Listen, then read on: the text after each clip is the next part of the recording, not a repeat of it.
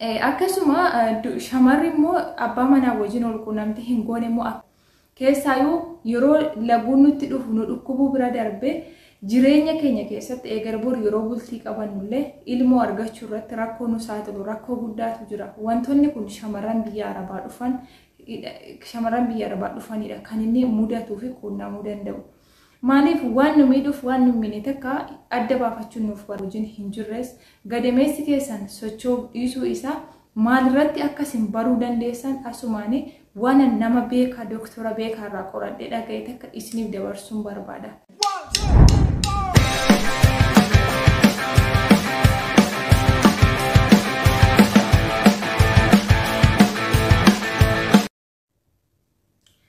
Yoo yaarka fuunee assalamu alaykum warahmatullahi wabarakatuh ashama jirtu obboleewwan kiyya nagaa kiyya rabbiif galannaa ta'u viidiyoon kun gabaabduudha. Waan kana eessaa baratte ati dokteera moo ati hin dubbifte moo naan jechuun keessaniin oolu waa'ee yeroo laguun nutti dhufu baay'ee nu dhukkubuu fi akkasuma laguun yeroo nutti dhufu nu dhukkubuu bira darbee rakkoo addaatiin illee eegalbor bultii qabachuu keessatti illee wanni nu saaxilamnu waa guddaatu jira. Kanaaf waan kana ani waanan ofii kiyyaatti miidhamuuf waanan ofii kiyya irratti rakkoo kana arguufani dokteera gaafadhe jechuudha. Akka dokteerri naaf himetti immoo ani ofii kiyya itti fayyadamee yookiin waan namiidhuuf waan namni adda baafadhee taa'urra jedheetan yeroo kan koo aarsaa godhee hiriyoota koo obboloota koo biyya arabaa keessa jiran akka koo shamarran miidhamuu danda'aniif illee qooduun qaba jedhee yeroo kan koo aarsaa godhee isiniif qoodaa jira. Ofii beekee osoo hin taane beekaarraa gaafadheetanii. Video kana like, share, subscribe godha. Warroonni haga ammana wajjin jirtan hedduu takka isin jaalladha. Galatoomaa isin jechuu jaalladha. Namni yeroo viidiyoon dheeratee dhaggeeffachuu hin jaallatu. Garuu sa'aatii 24 bakka hin taanetti gubanii waan jireenya keessatti fayyadu yookiin waan namaaf dabarsuu dandeessu tokko hin dhagayin oolurra guyyaa walakkaa sa'aatii viidiyoo tokko dhaggeeffattee waan si fayyadu tokko keessaa argatte baay'ee tokko faayidaa qaba jedheetii yaada. Yeroo baay'ee shamarran biyya arabaa jirru yeroo laguun nutti dhufu ni dhukkubnaa ni akka malee taana jechuudha baay'een keenya. Kuni waan dhoksaa hin qabnedha. Waan safuu cabsus miti. Kuni waan hadiisis quraanis kitaabni kamuu ni barsiisa jechuudha. Waa'ee laguu waan safuu cabsaa fi aadaa cabsu miti. Ittiin qaanfatinaa isiniin jechuu barbaada. Ani haasaa keessaa achi baba'uu osoo hin taane wantoota akka koo namoonni irraa miidhamaa jiraniif baasanii himachuu hin dandeenye irraa dubbachuun barbaada. Keessaayyuu yeroo laguun nutti dhufu nu dhukkubuu bira darbee jireenya keenya keessatti eegalbor yeroo bultii qabannullee ilmoo argachuu irratti rakkoo nu saaxilu rakkoo guddaatu jira. Wantoonni kun shamarran biyya arabaa dhufanidha kan inni mudatuu fi quunnamuu danda'u. Maaliif waan nu miidhuuf waan nu miine takka adda baafachuun nuuf barbaachisaadha. Nan beeka ani beektuudha akkuma ta'etti hin jiraadha jechuurra yoo fi keenya waan nu fayyadu waan nu fayyadne adda baafnee beeknellee yoo waan beennu sanarra immoo waan gaarii waan ga'umsa qabu tokko dhageenye yoo ofiitti fayyadamuu dhiibne namaallee dabarsuu dandeenya. Kanaafuu viidiyoo obsaan dhaggeeffachuun bareedaadha. Haa ta'u yeroo biyya jiru jechuudha baay'een keenya yeroo laguun nutti dhufu uummata kan nu dhukkubu laguun nurra ba'uu isaa qofaadha kan arginu. Hedduu keenya nan beeka jechuudha. Maaliif barattoota wajjiniin ture hiriyoota hedduun qaba. Garuu isaan irratti mallattoo yeroo laguun itti dhufu akkam akka isaan godhu hedduu isaanii nan beeka. Harka 100 keessaa persentii 95 yeroo laguun itti dhufu kan hin dhukkubnedha yeroo biyya jiru. Persentii 5 yoo baay'ate kan gizee tokko dhukkubu jechuudha. Inni yooma tarii dhukkubbii uumamarraa yookiin kennaa uumamarraan ta'uu danda'a. Garuu erga biyya arabaa dhufnee warroonni dur fayyaa yeroo laguun nutti dhufu uummata kan hin dhukkubne fayyummaa qabnu biyya kanatti jechuudha. Namoota hedduu cannaqamantu jiru. Ilmoo yookiin wajjin tokko kan jedhantu jiru. Laguun nutti dhufuun daa'uu fi ilmoo garaatti baafachuu wajjin tokko. Maaliif hedduu dhukkubaa hedduu nama dhiphisa jechuudha. Ani waan ta'e hin beeku biyya kanatti hedduu takka qilleensi isaa jijjiiramaadha. Maaliif akka ta'e gaaffii waan natteef dokteera gaafadheen jira jechuudha.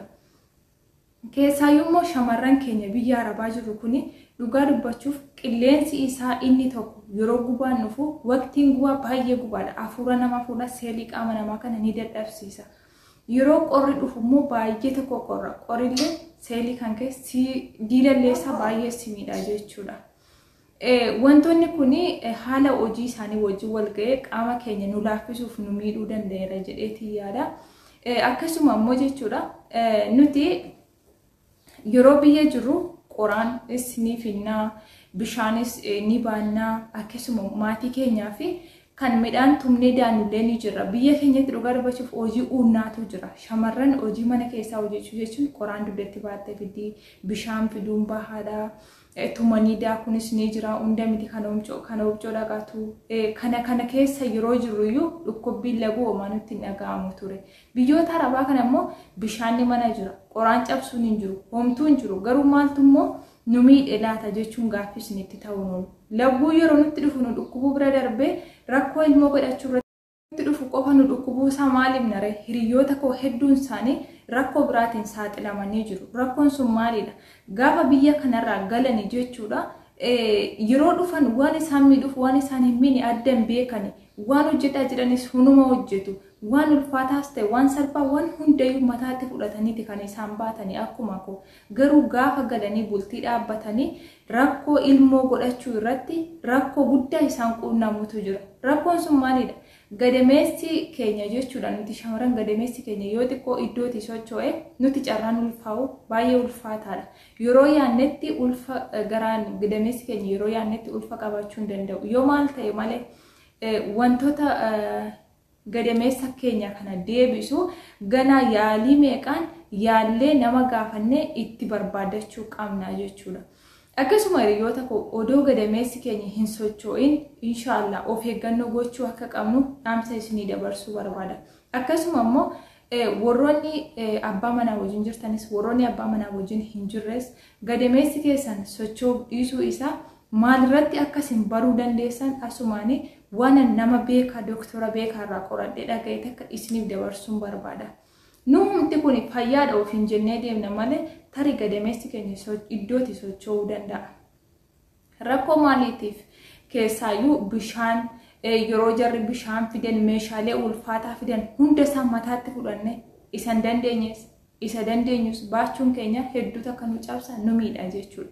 Hiriyoota koo waan inni isiniif dhaamu yeroo tokko jechuudha meeshaalee baay'ee ulfaataa ta'an qooda gizee 2-3 deebinee fuunu gizee tokko giddiitiin baanna jechuudha. Harkarra raafannee gaafa fuunu harki keenya nu dhukkuba jismiin keenya illee giddii socho'a. Yeroo sana gadameessi keenya gadi harkifamuu danda'a iddootti socho'a.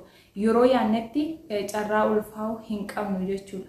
Kuni waan ani ofii kooti ijaan argedha.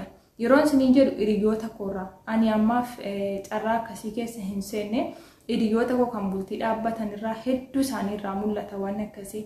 Keessattuu yeroo biyyatti galanis ta'ee asuma keessatti kan heerumanii bultii qabanii yeroo isaan ulfaa'uu barbaadanitti kan waggaa 2-3 itti fudhatutu jira. Ituu isaan ulfaa'an rakkoo maaliif? Rakkoo gadameessi iddootti socho'uuti. Kun immoo shamarran keenya biyya Arabaa dhufan kan yeroo baay'ee mudatu warra biyyaa miti warroota biyya namaa kana keessa jirani.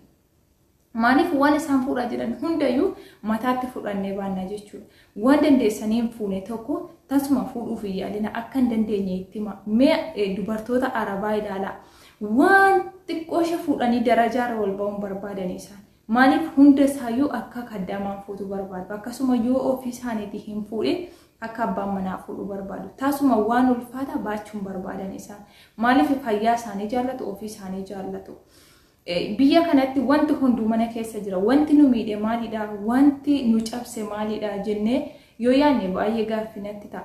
Garuu qilleensi biyya kanaa baay'ee tokko humna namaa fuudha. Yeroon siniin jiru yeroo ho'ullee baay'ee tokko yeroo qorrullee baay'ee tokko ni qorra jechuudha. Saniifuu yeroo wantoota kana waan ulfaataa fuunu gadameessi keenya iddootti socho'a. Yeroo ulfaa'uu barbaannetti carraan ilmoo godhachuu baay'ee nutti rakkisaadha jechuudha. Sanaafuu waan hin dandeenye tokkorraa akka of qusattan asumaan ergaa isinii dabarsa. Tarii gadameessi kiyya iddootti socho'eera moo iddoo jira kan jedhuuf immoo mallattoo isin ittiin baruu dandeessa waan inni beekaara dookterarraa gaafadhe takka isiniif qooda jechuudha. Tokkoffaa dubartiin takka yeroo abbaa manaa kee wajjin ol quunnamtii gootu handhuura kana keessa yoo kan si wawwaraanu ta'e kan baay'ee si dhiphisu ta'e gadameessi kan kee iddootti socho'ee jira jechuudha. sababii waan ulfaataa baachuutiin carraan ulfaa'ullee gana wantoota si barbaachisutu jira waan ati fayyadamuu qabdutu jira isiniin jechuu barbaada. Akkasuma shamarri immoo abbaa manaa wajjin ol quunnamtii hin goone immoo akkamittiin baruu danda'a gadameessi koo tarii iddootti socho'eera jedhee kan jettee yaaddu yoo jiraate yeroo laguun sitti dhufu yeroo hundumaayyuu kan jara handhuura kee kana jala si waraanu kan si dhiphisu yoo ta'e ciniinnaa miti dhukkubbii miti garuu si waraana ta'e akkasuma immoo qaama kee keessaa waan kana dhiisaa garuu hin dubbadhu mallattoo wayitu jira mallattoo qaama namaarraa mul'atutu jira yoo mallattoon kun jiraate atillee gadameessi kan kee akka iddoo hin jirre shakkuuf beekuu qabda jechuudha. Wantoonni kun waan ulfaata baachuurraan ofaa qusannu isiniin. Ani obboleettiin keessan hedduu takka isin jaalladha. Warroota nan jaallannes hedduun jaalladha. Warra na jaallatus hedduun jaalladha. Nama isin hin jaallanne iyyuu jaalladha. Maaliif nan jaallatu jettanii dhiiftanii jibban barsiisina. Nama isin hin jaallanne iyyuu jaalladhaati jaalala barsiisaa isiniin jechuu barbaada. Ani hedduu takka isin jaalladha. Viidiyoo kan yoo isinitti tole laayikii, sheerii, sabiskiraayibii godha. Kaffaltii isin hin gaafatu. Ani baay'ee waan isin jaalladhuuf isin immoo akkana jaallattan maaliin ibsitu isiniin jedha hedduu galatooma. Akkasuma wantoonni an asirratti viidiyoo kanarratti argitan kun mallattooleen suuraa kuni jaarsiin kan jedhamu yookiin muka baharaatiiti. Wanti kuni hedduu takka nu fayyada. Osoo laguun nutti hin dhufin dura yoo dhumne akka baay'ee nu dhukkubneef baay'ee tokko nu fayyada isiniin jechuu barbaada. Wantoonni ammas isa kana maqaasa jarri asitti waan biraadha kan isaan jedhanii waamanii akka biyya keenyaatti immoo hixaana biyya keenyaa fakkaata. Wanti kun illee gadameessa keenyaaf faayidaa qaba. Akkasuma gadameessa iddootti socho'ee maaltu deebisuu danda'a kan jedhu irratti ofiin beeka osoo hin taane doktera beeka gaafadheetiin hundayyuu lafa kaadheen jira waan ta'eef isiniif qooduu danda'a. Warroonni gadameessi keessan iddootti socho'ee carraan ulfaa'u yeroo hedduu isinitti fudhata. Keessumaayyuu nuti warri shamarranii biyya namaa kana keessatti jijjiiramnee gallamaatii keenya jijjiirra jennee hoggoota hedduu lakkoofsifneetu gallee bultii dhaabbanna. Yeroo bultiitti seennu immoo umuriin keenya wal deema. Akka yaannetti immoo gallee ilmoo argachuu hin dandeenyu maal taana jireenyi keenya dhibbuutti galte jechuudha. Dhiirri takka immoo yoo nu fuudhee ilmoo nurraa hin arganne akka inni dubartii biroo nurratti fuudhu oomata kan shakkii hin qabu. Saniifuu tokkoffaa waan ulfaataarraa of eeggachuu qabna. Waan hundayyuu fayyaatu dursa waan ta'eef araboota keessan hin sodaatina. Waan gochuu hin dandeenye takka waan baay'ee ulfaatu itti maatii wajjin kaasaa isiniin jechuu barbaada. Akkasuma waa'ee laguu kanarratti qorannoo hedduu dokterarraa gaafadheen jira. Akkasuma socho'uu gadameessaa irratti yeroo laguun nutti dhufu kan baay'ee nu dhukkubu maal akka fayyadamuu qabnu maal akka nu fayyaduu danda'u yoo yaada qabaattan yaada keessan koomentii jalatti naaf qodaa. Hiriyoota koo hedduu takka isin jaalladha. Laayikii, sheerii, sabiskiraayibii godha. Yoo yaada qabaattan koomentii jala naa kaa'aa isiniin jedha. Galatooma ulfaadha. Fayyaan hunda dursaa. Fayyaan dhabinaa isiniin jechuu jaalladha.